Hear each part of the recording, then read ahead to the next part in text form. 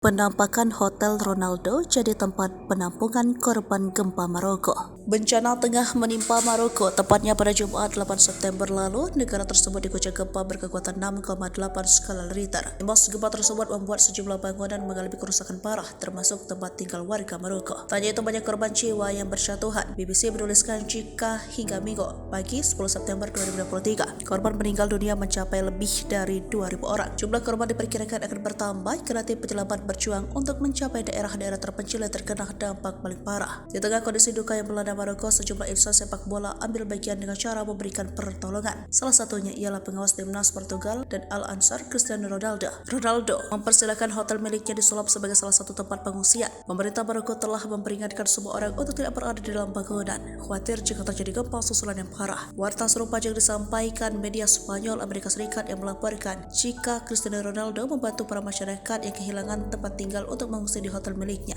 Hotel tersebut adalah hotel baru yang terletak di Mvenue yang disebut sebagai salah satu kota paling ikonik di Afrika. Hotel bintang 4 itu mempunyai 174 kamar, lengkap fasilitas kolam renang, spa, serta ada pula dengan bar dan restoran.